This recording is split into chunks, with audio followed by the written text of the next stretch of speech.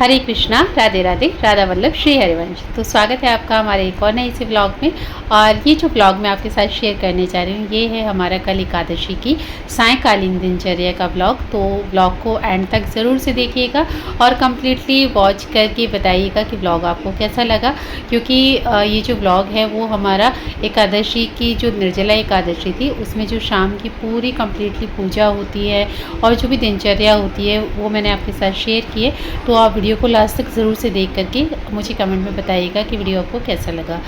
तो शाम की जो दिनचर्या होती है वो चालू हो जाती है हमारी अराउंड 3:30-4 बजे के आसपास से आप स्टार्ट कर सकते हो। क्योंकि आज के दिवस ना बहुत सारा कार्य होता है, बहुत सारी सेवाएं होती हैं ठाकुर जी की, तो उनमें थोड़ा समय लगता है।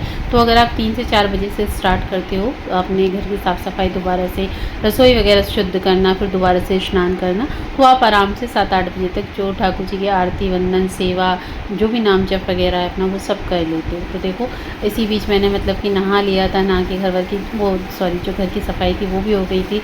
मैं नहा कर के तैयार भी हो गई थी और फिर मस्तक पर थोड़ी सी रज लगा लेंगे, जो कि मैं वृंदावन धाम से लाई थी परिक्रमा मार्ग से।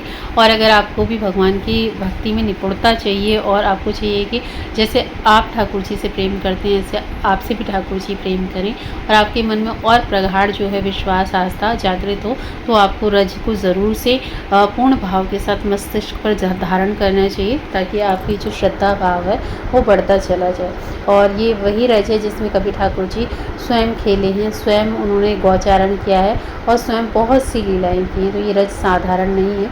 आप कभी भी वृंदावन जाएं और अगर आपके मन में ऐसी जिज्ञासा है तो रज ज़रूर लेकर आएँ।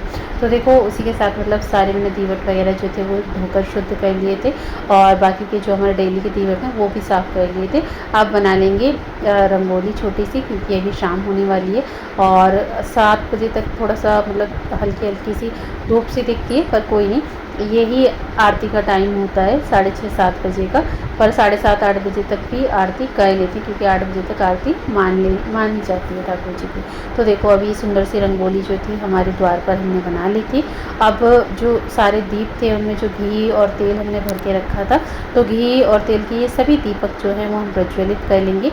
इनमें से जो 3 दीवट हैं हमारे मेन मुख्य पूजा वाले, उनको हमने शुद्ध देसी घी से मतलब भरा है और बाकी के जो दीवट हैं वो तेल से भरे हुए हैं। ठीक है, तो ये अभी हम इन सभी दीपों को जला के देखो कितने सुंदर लगते हैं ना। दीप जब जलते हैं तो ऐसा लगता है कि हाँ दिवाली आ गई हो। और हमेशा जो उत्सव होता है ठाकुर जी को उसी तरीके से मनाना चाहिए जैसे कोई बहुत विशेष दिवस हो।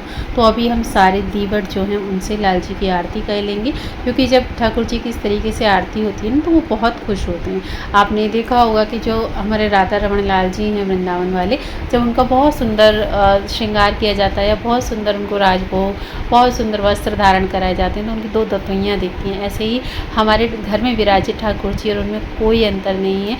आप भी देखेंगे कि जब आप अपने ठाकुर जी की बहुत अच्छे से सेवा करते हैं तो उनके मुखमंडल पे एक प्रसन्नता सी आपको दिखेगी। और ये कोई इसलिए नहीं है कि उनको आपसे कुछ चाहिए, बस आपका जो प्रेम है जब वो बढ़ता है ना तो ठाकुर जी भी आपसे अत्यंत प्रसन्न होते हैं। जैसे एक माता पिता सब सारी चीज़ें अपने बच्चों को स्वयं ही देते हैं, पर जब वही बच्चा बड़ा होकर अपने माता पिता के लिए स्वयं खुद से कमा कर कुछ लाता है और वो अपने माता पिता को देता है तो वो प्रसन्न होते हैं। ठीक उसी तरीके से ईश्वर की हम सब संतानें हैं और जब हम ईश्वर के प्रति ये भाव रखते हैं, कृतज्ञता प्रकट करते हैं, उनके लिए कुछ चीज़ें लाते हैं, तो वो भी हमसे अत्यंत प्रसन्न होते हैं।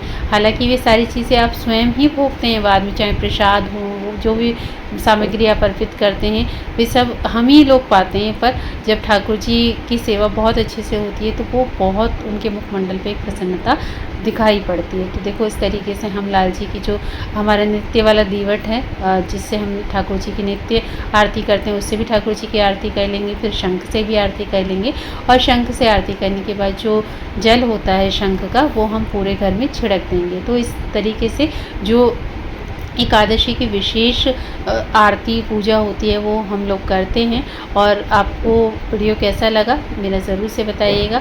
और अगर आपका कोई क्वेश्चन हो ठाकुर जी की सेवा से रिलेटेड तो आप पूछ सकते हैं। बाकी मतलब मैं पूरी कोशिश करती हूँ कि जैसे भी हमारी सेवा होती है उसमें पूरी चीज़ें आपको दिखाने की। और आप अगर नए आए हैं चैनल पे तो चैनल को ज़रूर से सब्सक्राइब कर लीजिएगा। मिलते हैं नेक्स्ट वीडियो में।